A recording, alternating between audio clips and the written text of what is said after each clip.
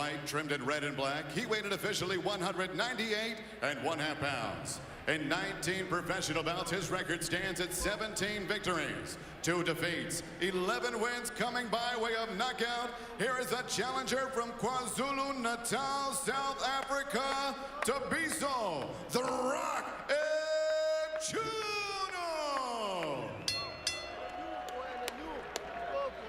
And next his opponent across the ring, fighting out of the red corner.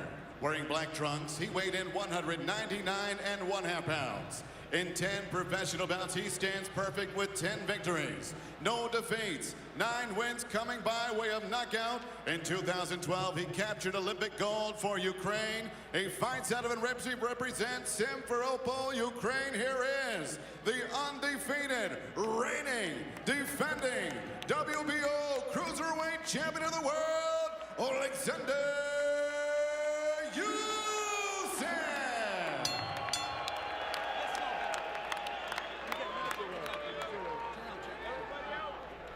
Let's go.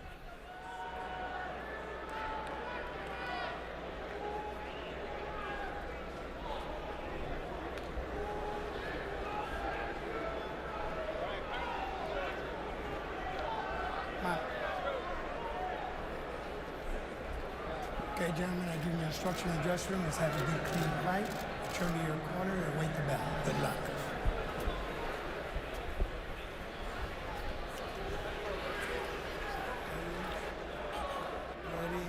James Ali Bashir is a longtime assistant to Emanuel Stewart, the late great Emanuel Stewart, one of the greatest trainers ever and our former colleague. And he trains Usyk now. Usyk is thought to be a rising star in boxing. When he heard that this was the opponent, Mchunu, he said, why did it have to be this guy for his debut on HBO? This is a really tough and awkward assignment. Usyk is a gold medalist, outstanding, dominant international amateur, and now a dominant champion. And this division, the cruiserweight division, has been stereotyped to a certain degree in the past as a puncher's division. Usyk does have punching power, but he is a boxer first. And Roy, he comes in throwing an average of about 50 jabs per round, maybe one of the most effective jabbers in the sport. Similar in that regard to Gennady Golovkin, who sets up his power punching with an extremely prolific jab. Yeah, Usyk is very tall for this weight class, a very rangy guy, already speaking about going up to the heavyweight division. Knows that he has a very crafty guy in front of him, so right now he's trying to feint him, set him up for that right hook if he can. Unfortunately, The Rock is not really going for it yet, so, I mean, it's a great boxing class going on right now. 2 southpaws, 2 natural counter punchers, so it's a matchup of boxing skill. Both can crack, although Usyk is the one who's regarded as having real knockout power. Usyk is such a talent, was such a talent as an amateur and so far as a pro, that the hope is that he can dominate this division and move up in short order and join this new exciting heavyweight division that we're now hopefully in the midst of. Big strong guy began bouncing in his corner before the opening bell. When asked about his fighting style, Usyk says, I'm a player. I'm in there to play. I use my feet to set up the opponent, and I like to have fun. And that he does. Good hook by Mchunu. That didn't look too fun. No, it didn't look fun at all. Mchunu has gotten a little respect early from Usyk. You can see the awkwardness because of the height, which he makes his advantage, Roy, Mchunu. Yeah, that's what makes it so awkward, Max. He's a southpaw. He's short. Most people think that they can reach him, and he can't reach them, but it's not like that's really not the case. We saw Usyk go at him just now and back up and think that he was out of range, but Mchunu still landed a little short right hook. I remember watching big heavyweights try to deal with Levi Billups, who was simply too short for them to line up the right angle and land a shot against him. Makes it very difficult to reach down at a guy all night. Orlin Norris, too, who was a very good cruiserweight, Terry Norris's older brother, and a good heavyweight. But Orlin Norris was much more conventional than this. Much more.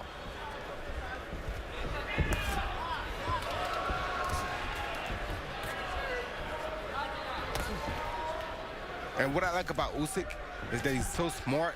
that he hasn't even let a single left hand go yet because he wants to wait until he gets that one opening and then shock Mchunu with it. In other words, he doesn't want to throw a left until it's going to matter. Until it's going to definitely land. He's not throwing a left hand this round. Remarkable.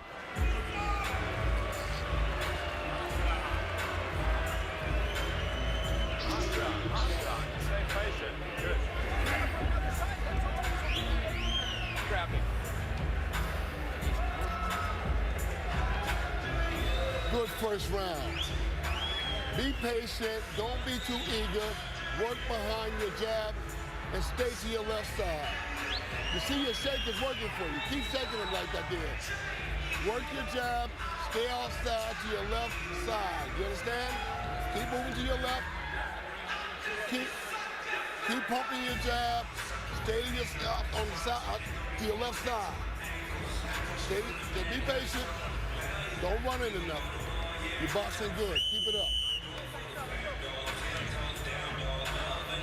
So, Roy, I noticed your close friend, Russ Anber, is the cut man and number 2 guy in Usyk's corner. Did you get a chance to talk to Russ about Usyk? Yes, I did. He said Usyk is a very talented guy, very strong puncher, very skilled boxer, a guy who he thinks a lot of, thinks very highly of him, thinks he'll have a good run as a cruiserweight, and then thinks he'll move up to heavyweight and also continue that run. You know, he comes from that school of what they call it, Tkachenko. Tkachenko, Lomachenko's father, who is such an extraordinary trainer, apparently, that the Ukrainian fighters from that Olympic team credit him with the dominance of Ukrainian amateur boxing. Well, Five medals in London. Yeah, they never had that many gold medal winners before he became the trainer, so who else could you credit? Amazing. You know, there's a history in boxing of really good, super talented, even all-time great fighters having trouble with short, little, awkward guys, dating back to Jack Dempsey's struggle against a guy named Fat Willie Meehan, all the way through Roy Jones with Montel Griffin, who was an excellent fighter, but a short, awkward fighter who gave you more problems than you were used to in your first fight with him. And Usyk, I can see why Bashir was a little hesitant about this fight, because Usyk is looking something less than his billing right now. Well, see, now you're bringing up old stuff, Max, but let me just go into First of all, he didn't give me a problem in my first fight with him. It's just that I was going to let him use his patience. I would use my patience to wear him down because I knew that in the late rounds he would fade. Well, he won like 3 rounds from you at a time where no one ever won a minute from you. True, but what it was that he was a counterpuncher just as I was.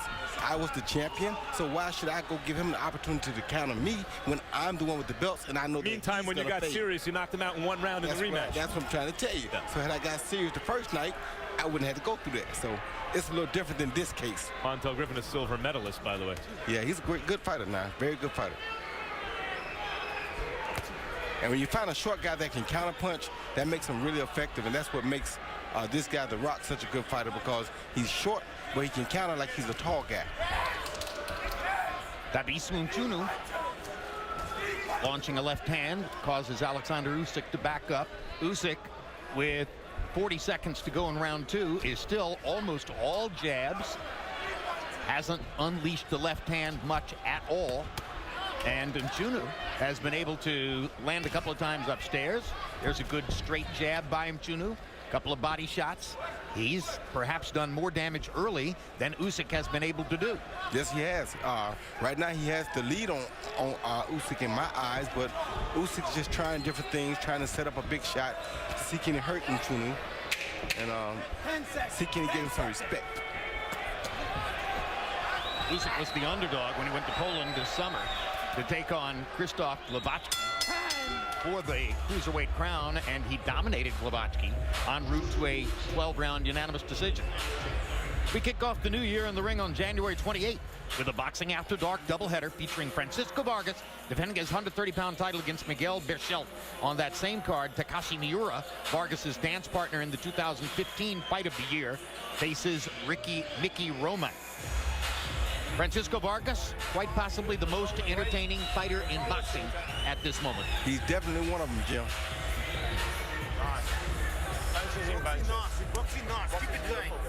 Good jabbing. Good jabbing. Let him get frustrated. He got everything to prove. You be smart.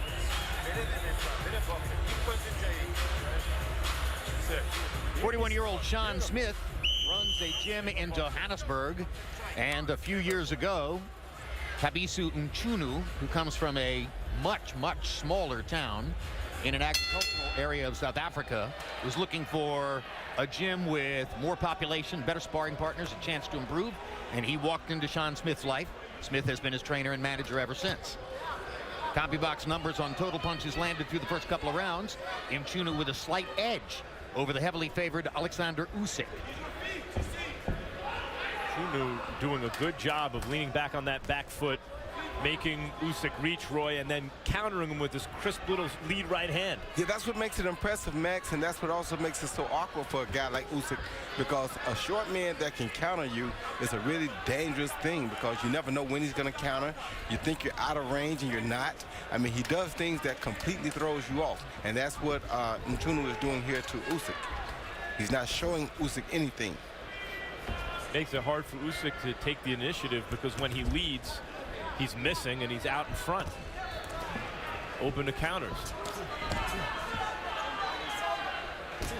Usyk beginning to find the target just a little bit more consistently.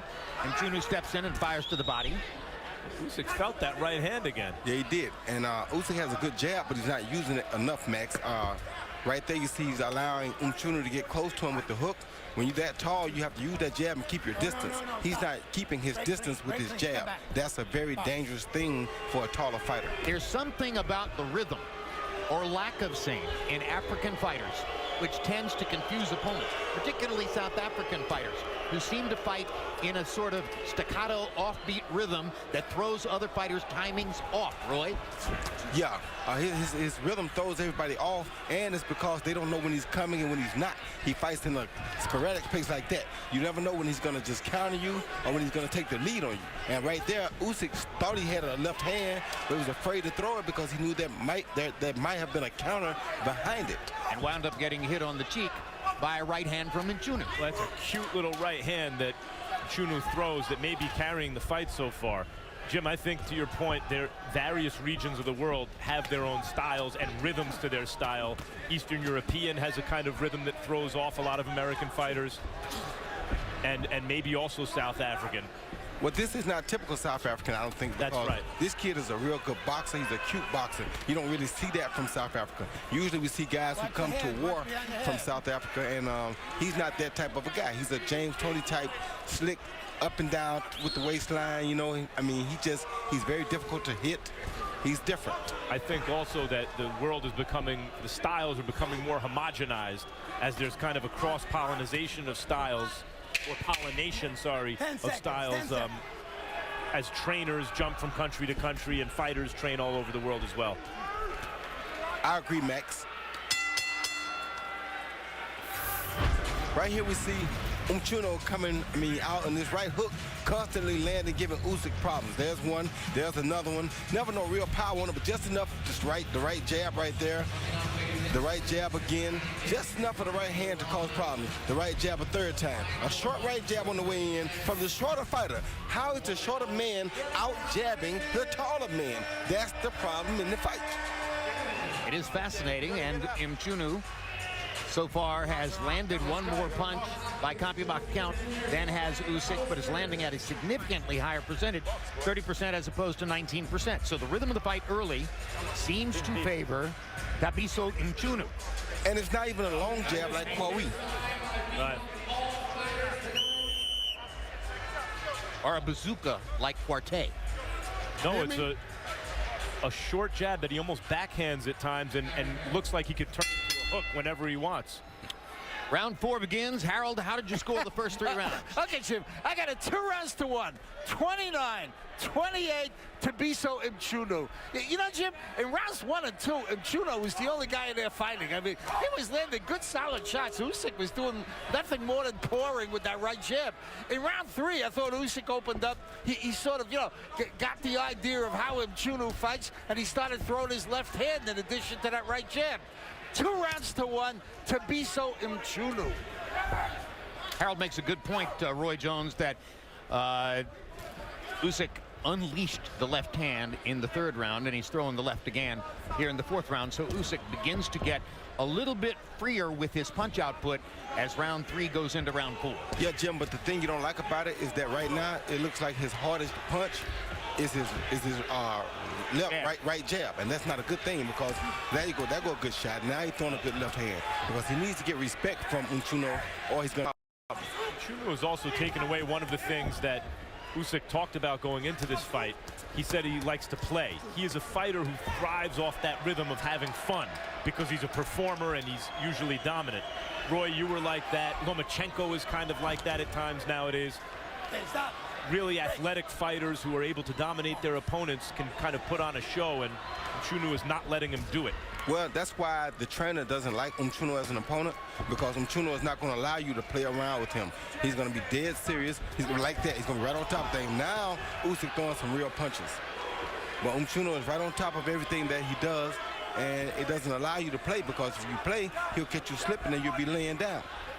In the first couple of rounds, Usyk was thrown off enough by Mchunu's timing that he wasn't even really trying to counter Mchunu's shots. In the last 2 rounds, and most particularly in the last minute, he's been countering freely and starting to land that left hand, as you saw him do over the top there. Yes, just landed a really good left hand. He also just threw a left hand that was about a foot short, and it looked like he was anticipating Mchunu's rhythm, hoping to catch him coming in, and Mchunu's head just wasn't there.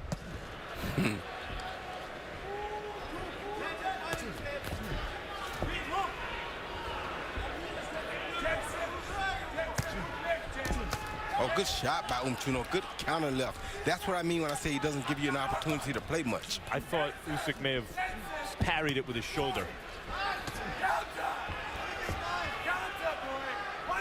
And we remind you, while we watch the first of our 2 preliminary bouts, the focus of the evening is on Bernard Hopkins in the main event. After losing his pro debut in 1988, Hopkins rattled off 22 straight victories, appearing mostly in small venues away from the spotlight of network television.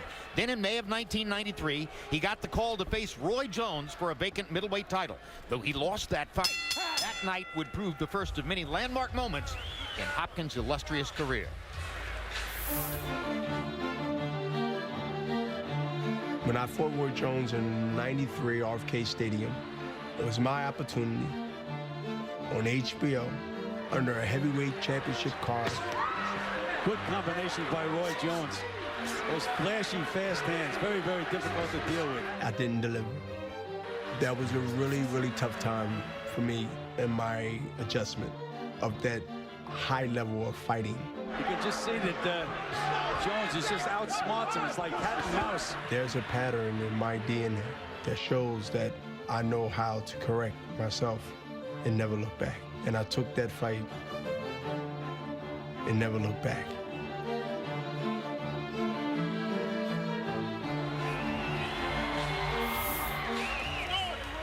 Bernard Hopkins fought Roy Jones on the undercard of a Riddick Bowe title defense in RFK Stadium in Washington in 1993. And then, Roy, the 2 of you fought again a long time later, and those were 2 entirely different kinds of fights. But in the first fight, was his inexperience a big difference against you? No, it wasn't. It was the same thing as usual as my hand speed. My hand speed and my knowledge of the game. I was far more sophisticated as far as knowledge goes in the game at that age than he was. He had fought and had a lot of experience, but my knowledge was different and my hand speed was different. Because he didn't have a long amateur career at the height of the amateur world as you did. That was a privilege that was not available to Bernard because of the years that he spent in Graterford prison. Well, that was, but at the same time when he got out, he was beating a lot of guys and he was doing his thing. So I was kind of knowing that we were on the same level, except my hands were quicker.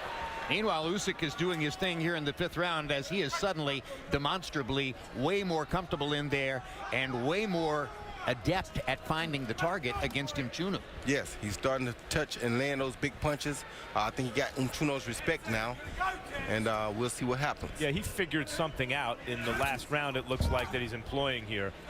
I think he's figured out Mchunu's rhythm, where his head's going to be for the left hand. Because he just landed about 3 times this round already.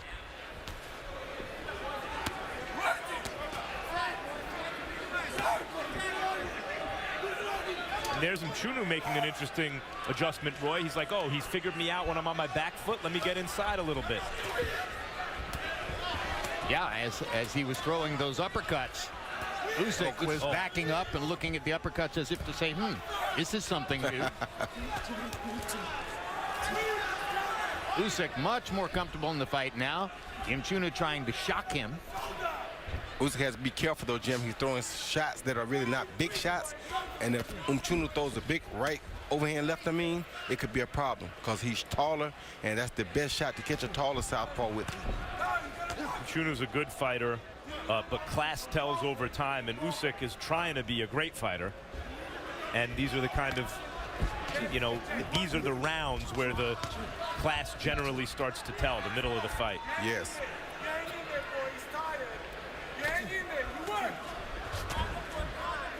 Power punches in round 5.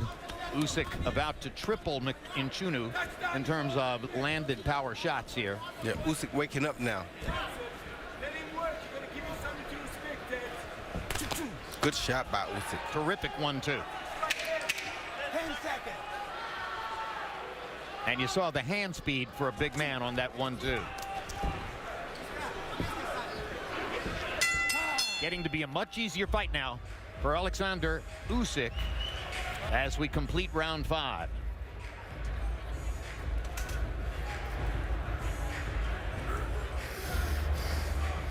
Now he's ready. Now start turning the uppercuts. Off the double jab. Off the double jab. Uppercut with the same right hand. Double jab. Double jab. Feint the left hand. Shake the left hand. Throw the right uppercut. Double jab. Shake the left hand like you're going to throw it and fire the right uppercut, then the left hand. Right uppercut, left. You're doing a good job. He see Usyk with it behind the jab. Find a good left jab, then a good short double followed by a great straight left over the top. That's what he's been trying to find. Then followed by a right hook. That's the left hand he's been trying to land all night. CompuBox numbers in round 5. Usyk landed 23 out of 68 punches. Mchunu 6 out of 32. So that's a much stronger round for Usyk than the rounds we had seen up to that point. Significant shift in momentum in the fight. And increasingly, there's a chance that we'll see why there's so much enthusiasm about Oleksandr Usyk. One of the things, it's a mixed bag with Usyk's left hand to me as a power punch out of the southpaw stance, guys. On the one hand, he's able to land it. He adjusts it mid-flight and he slaps with it if he has to, but he's able to land it accurately. On the other hand, because of that, I don't see him really ever throw it straight from the shoulder, Roy, and really get his weight behind it. No, I haven't seen him throw but one like that all night, Max, and I think he waits until he's assured that he's going to land it, then he turns it over like that. Meanwhile, he's like Lomachenko. They go at a good 80 until they find that 120 time. When they find the right time to throw that 120-mile-an-hour pitch, they pitch it. Meanwhile, they just throw an 80 or a 90-mile-an-hour pitch until they find the opening, like that. Say, he threw that right hook, speed it up then. He knew the left wasn't going to land, but the right hook he put a little bit more mustard on because he expected it to land.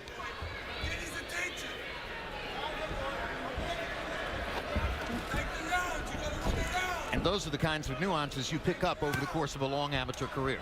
Over the course of a long amateur career or over the course of a great trainer. Which in his case would be his exposure to Anatoly Lomachenko, although, as Max pointed out at the beginning of the fight, James Ali Bashir, who has been his trainer since the beginning of his pro career, is no slouch. No, not at all. I mean, that's really good hand speed and accuracy for a big guy. Cruiserweight. Yes. 6'2" guy, southpaw. That's impressive. He just turned the mustard on one of those left hands again, too, Max. Yep. Like that right there. Yeah. He's suddenly putting a lot of distance between himself and Thabiso Mchunu. I mean, this is a whole different fighter than the guy we were looking at in the first couple of rounds. And now Mchunu comes back with an unimpeded left counter shot, but that's all right. Usyk is in charge. Yes.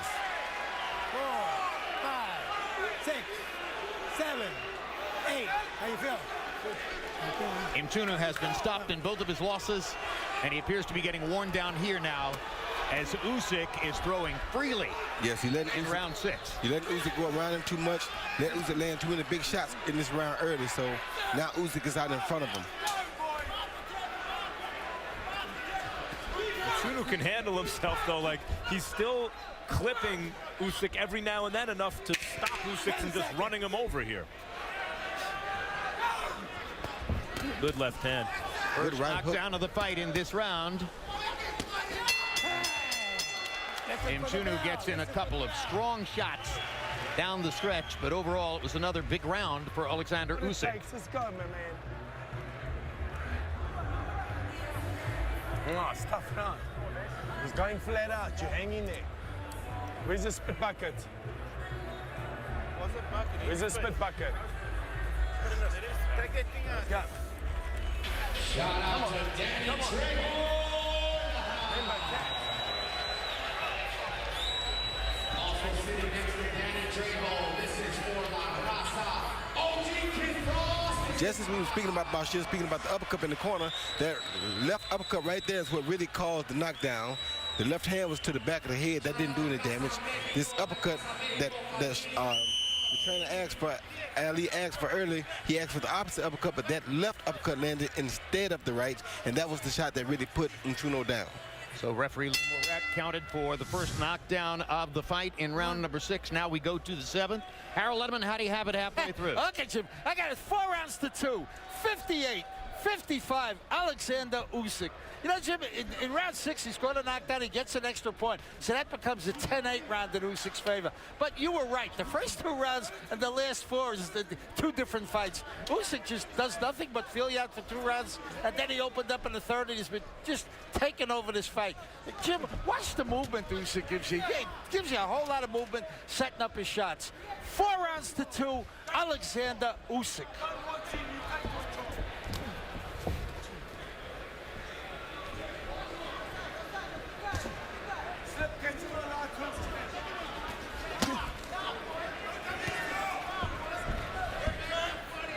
Good quick right uppercut by Mchunu. Got to have more of that, Jim, though. He's not doing it enough. Trying to reestablish himself in the fight after a very tough round 6.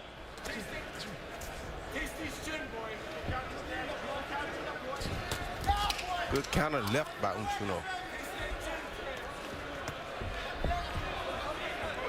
Gotta love how Usyk places those punches. He places the taps with tap speed, but he throws the big ones with big speed.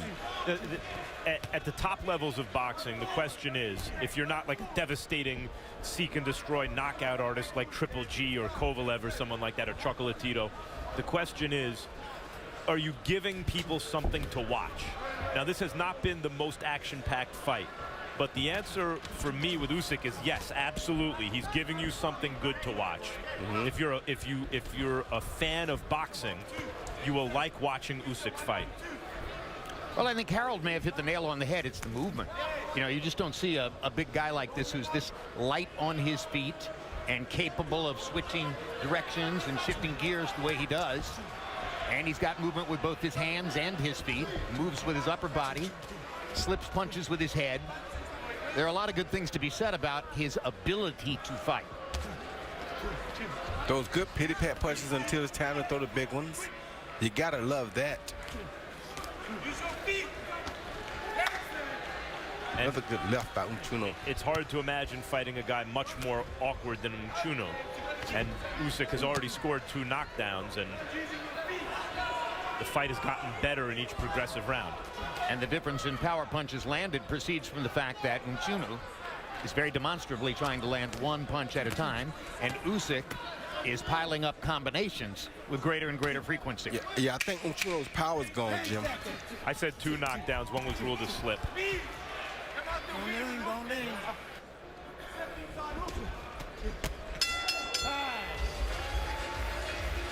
Looking ahead, December 27, it's the premiere of Boxing's Best of 2016. Spend your holiday reliving the sport's biggest stars, taking part in some of the best and most significant fights of the year. And Wednesday, December 28, in the middle of all that, it's the year-end edition of my show, The Fight Game. We review the year in the ring and hand out our annual awards, including Fight and Fighter of the Year. He's done.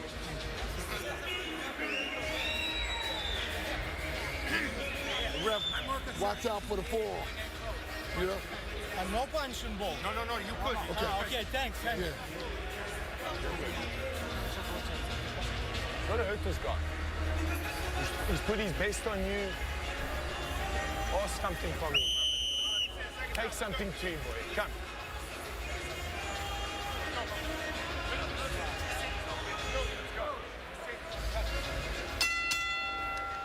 Round 8 of Schedule 12. Olympic gold medalist Oleksandr Usyk of Ukraine in the black and white trunks against Thabiso Mchunu of South Africa in the white with red and black trim. Usyk seemed to give away the first couple of rounds, or Mchunu claimed them with stern counterpunching. But since that time, Usyk has been landing combinations, piling up a lead.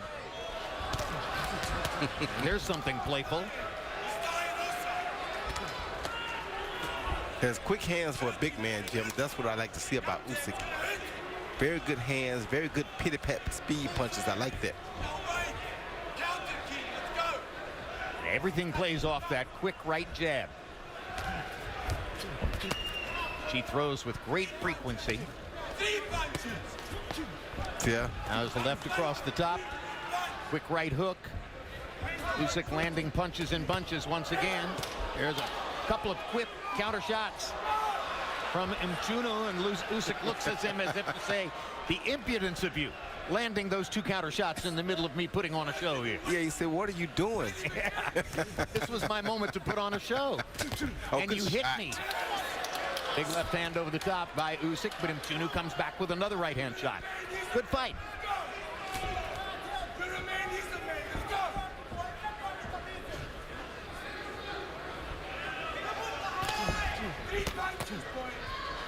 Good defense by Mchunu. Yeah, Mchunu has exceptional defense, Max. I must give him credit there. I mean, exceptional defense. If he was a little bit more offensive here, he probably could be an issue, but not really throwing a lot of punches because Usyk making him keep his hands at home by throwing the pity pats and stepping around left and stepping around right. Beautiful boxing that Usyk is doing. Mchunu's defense probably frustrated Usyk the first 2 or 3 rounds. Since then, the Ukrainian star has found a way to have fun. And it's hard against a guy like Mchunu, but see those punches right there? That left hand had all the mustard on it. That's what I mean when I say he can change speed with his punches. Even the way Mchunu holds his elbows, you're dissuaded from going to the body because it's like, you know, your forearm's going to run into an elbow. Well, he's a short guy, too, and with that cup being up over his navel, there's not much room there to throw to the body. So Usyk has largely ignored the body. Of course he has.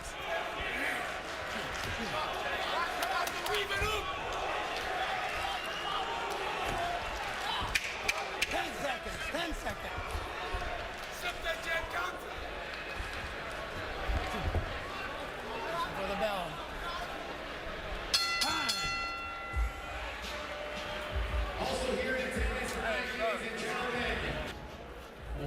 You listen to me, man. He doesn't like anything.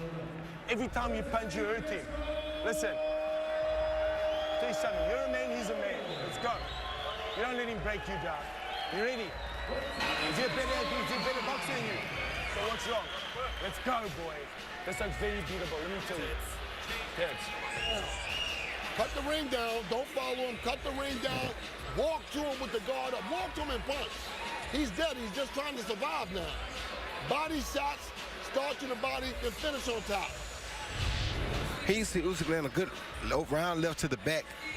Tried to do another, then he got hit with a beautiful right hook right there. A little bit open hand, but it was beautiful. And he steps back as to say, well done. All of that, and I get caught with that left hand. I don't like it. I love the look on his face. He said, well done. The nerve of you. This is my show. Usyk's a guy who idolizes Muhammad Ali. Born on his birthday. Right, Yep. and in and out of the ring idolizes Ali, and you can see some of the showmanship there, but again, hard to be that kind of showman against an awkward guy. And before you have to Google Ali's birthday, it's January 17th. A day after mine. Started to Body say. punches. Same day as the great Bernard Hopkins. Lots of good fighters right around there. Some of the best. Usyk doing some good body work in this round. Yes, he is, and good pivoting too. He pivots around with that left uppercut and it comes with the right hook right down the middle. I love it. Capricorn is the star fighter's astrological sign. Well, of course, Jim. I mean, come on. If you're a Capricorn, I mean, if we celebrate, I mean, you know, I ain't gonna say too much, but Capricorns is what it is, you know. Like the most philosophical sign on the planet. Famous philosophical Capricorn, Roy Jones. You know, doesn't get any better than that. And Usyk, a Capricorn in this fight, has knocked Mchunu down for the second time.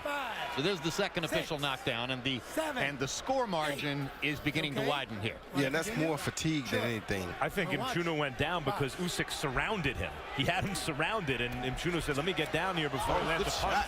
Good counter shot by Mchunu. Another good shot. He hasn't given up yet. No, he hasn't. Oh, good shot. Oh, Usyk good lands shot. a big left over the top. Oh, good body shot by Mchunu. Now a real fight is breaking out, Jim. Listen, good Mchunu exchange. has done his best fighting of the fight in the last 20 or 30 seconds. Oh, After yeah. going down for the second time, and there's the third knockdown. And now, That's Lumaret is going to stop the fight. That does it. So Oleksandr Usyk has a TKO victory over Thabiso Mchunu. It's a very impressive performance by Usyk against a guy who wasn't cooperating, who stayed trying to win, who's not easy to hit, with a very awkward rhythm. Most fighters don't look that good against a guy like that.